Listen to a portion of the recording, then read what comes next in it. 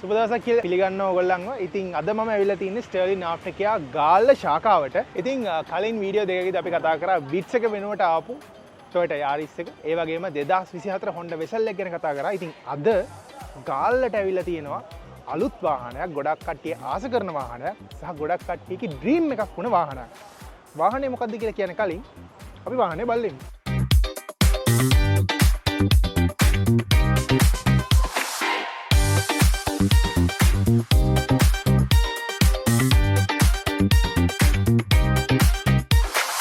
මේක තමයි මම කියපු 2024 Land Cruiser 250 එක.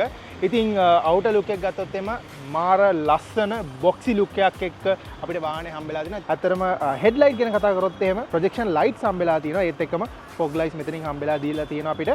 ලස්සන ග්‍රිල් එකක් එක්ක ලස්සන ලුක් එකක් අපිට මේ වාහනේ හම්බෙලා තියෙනවා.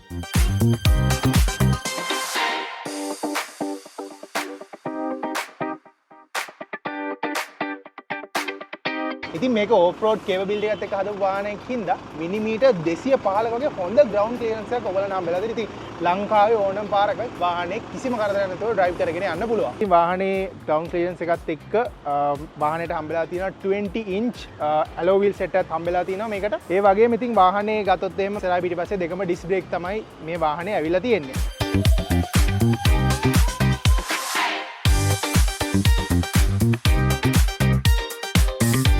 ඉතින් වාහනේ ඉන්ටීරියර් ගැන කතා කරාම ඇත්තටම හොඳ අපිට එක්ස්පීරියන්ස් එක ගන්න පුළුවන්. මොකද වාඩි වෙලා ඉද්දි අපි ගොඩක් ලොකු හොඳ උස ඩ්‍රයිවිංగ్ පොසිෂන් එකේ ඉන්නවා වගේ අපිට තේරෙනවා. ඉතින් හොඳ වීව් එකක් එක්ක අපිට වාහනේ බලන්න පුළුවන්. ඒ වගේම ඉන්ෆෝටේන්මන්ට් සිස්ටම් එකක් එක්ක ඔයගොල්ලෝ ගේජ් ක්ලස්ටර් එක හම්බෙනවා. ඉතින් ගේජ් ක්ලස්ටර් එකත් ඔයගලන්ට හම්බෙන්නේ සම්පූර්ණයෙන්ම ඩිජිටල් විදිහට තමයි. ඒත් එක්කම ස්ටීරියන් වීල් එක පැත්තට આવොත් එහෙම ඩුවල් මල්ටි ෆන්ක්ෂන් ස්ටීරියන් වීල් එකක් ඔයගලන්ට හම්බෙලා තියෙනවා. ඒකත් එක්ක මේකේ ස්පීකර් සිස්ටම් එක ගත්තොත් එහෙම මේක JBL ටියුන් කරපු ස්පීකර් සිස්ටම් එකක් තමයි ඔයගලන්ට හම්බෙලා තියෙන්නේ. ඉතින් සීට්ස් ගැන කතා කරොත් එහෙම fully leather ඔයගලන්ට සීට් සෙට් එකක් තමයි හම්බෙන්නේ. සෑහෙන කම්ෆර්ටබල් ටිකක් තියෙන සීට් සෙට් එකක් විදිහට මේක අපිට අඳුරන්න පුළුවන්. ඉතින් මේක ඇත්තටම කොමන්. ඉතින් ගොඩක් මේ වගේ වාහන වලට සීට් හීටර්ස් ඉස්සරහා සීට් පැසෙන්ජර්ස්ලටයි පිටිපස්සේ පැසෙන්ජර්ස්ලටයි දීලා තියෙනවා. ඒක ඇත්තටම හොඳ ෆීචර් එකක්.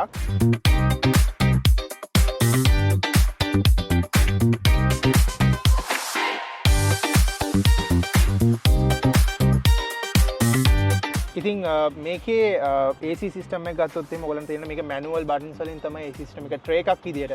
ගොඩක් වෙලාවට කීබෝඩ් ටයිප් එකේ AC සිස්ටම් එකක් තමයි ඉන්නේ. ඒ වගේ මෙතනින් ඔයගලන්ට බලා ගන්න පුළුවන්. ඔයගලන්ගේ ෆෝන් එක වයර්ලෙස්ලි charge කරන්න පුළුවන් කේපබිලිටි තියෙන. ඒ වගේම Thunderbolt ports 4ක් මෙතන ඔයගලන්ට දීලා තියෙනවා. ඊට පස්සේ මෙතන ගත්තොත් මෙතනින් ඔයගලන්ට ඔයගලන්ගේ off road driving modes ටික වෙනස් කරගන්න පුළුවන් කේපබිලිටි එක මේගොල්ලෝ දීලා තියෙනවා. ඉතින් මම අර කලින් කිව්වා වගේ මේ තියෙන ඩයල් එකෙන් ඔයගලන්ට ඩ්‍රයිවිංగ్ මෝඩ් වෙනස් කරන්න පුළුවන්. ඉතින් මේ ගත්තොත් ඔයගලන්ට ඩ්‍රයිවිං මෝඩ්ස් තුනක් බලා ගන්න පුළුවන්. එකක් ඉකෝ මෝඩ් එක, නෝමල් මෝඩ් එක සහ ස්පෝර්ට් මෝඩ් එක විදිහට ඔයගලන්ට ඩ්‍රයිවිං මෝඩ්ස් තුනක් බලා ගන්න පුළුවන්.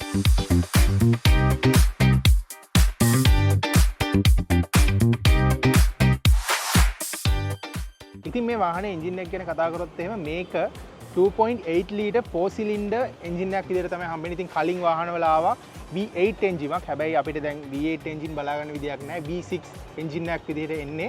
මේ වගේ ලොකු වාහනයක ඇවරේජ් ෆියුල් කන්සම්ප්ෂන් එක විදිහට සාමාන්‍යයෙන් ලීටර් එකකට කිලෝමීටර් 10ක් 11ක් වගේ. මේ වාහනේ පවර් ට්‍රේන් එක ගැන කතා කරොත් එහෙම මේ එන්ජින් එකට පුළුවන් RPM එක 2800 දී ටෝක් එක 500 නිව්ටන් මීටර් වගේ හොඳ ටෝක් එකක් කරන හොඳ පවර්ෆුල් වාහනයක් විදිහට මේ වාහනේ අපිට අඳුරන්න පුළුවන්. ඒ වගේම හොඳ ඕෆ් රෝඩ් කේපබිලිටි එකත් එක්ක ආපු හින්දා වාහනේ හොඳ පවර් එකත් එක්ක ඔයාලට හොඳ ඕෆ් රෝඩ් හොඳ එක්ස්පීරියන්ස් එකක් ගන්න පුළුවන්. ඉතින් හැමදාම කියනවා වගේ මේ වාහනේ ස්ටර්ලින් වොරන්ටි එක යටතේ තමයි ඇවිල්ලා තියෙන්නේ. ඉතින් ස්ටර්ලින් වොරන්ටි එක යටතේ දෙනවා කියන්නේ අනිවාර්යයෙන් මේ වාහන ජෙනුයින් මයිලේජ් එක සාතික් කරලා ඇක්සිඩන්ට් ෆ්‍රී කියලා සාතික් කරලා තමයි ඔයගලන්ට හම්බෙන්නේ. ඉතින් හොඳ වොරන්ටි එකක් එක්ක ඔයගලන්ට වාහන ගන්න පුළුවන්. ඉතින් තවත් මේ වගේ වීඩියෝ එකකින් හම්බෙනකම් ඔයගලන්ට සුබ දවසක් කියලා ප්‍රාර්ථනා කරනවා. ඒ වගේම මතක් කරන්න ඕනේ ස්ටර්ලින් වොරන්ටි වාහන නම් විශ්වාසය අකුරටම තමයි.